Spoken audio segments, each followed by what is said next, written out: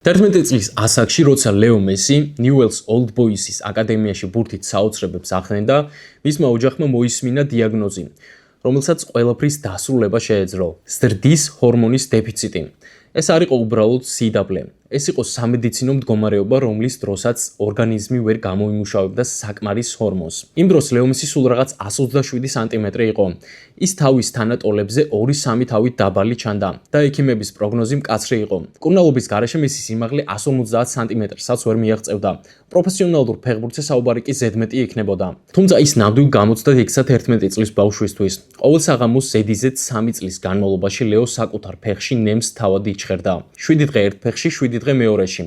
ის ამ პროცესს იმდენად შეეჩვია, როცა მეგობრებთან სტუმრად მიდიოდა, პატარა სამედიცინო ჩანთა ყოველთვის თან ჰქონდა. სანამ სხვები თამაშობდნენ ან იძინებდნენ, ის ჩუმად გადიოდა გვერდით ოთახში და იკეთებდა მორიგ დოზას და უკან ბრუნდებოდა.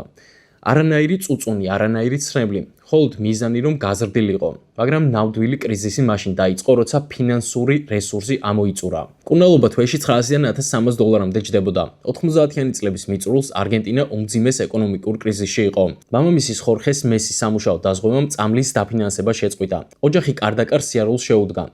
ნიუელს ოლდ ბოისმა კლუბმა, სადაც ლეო მესი თამაშობდა, თავიდან დახმარება აღუთქვა.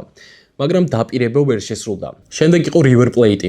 მესიმ ბუენოს-აირესში სინჯებზე ნამდვილი ფურორი მოახდინა. ლეგენდარული იერარქი, რომელიც მაშინ სინჯებს ხელმძღვანელობდა, იხსენებდა, რომ მან თამაში 12 გოლი გაიტანა.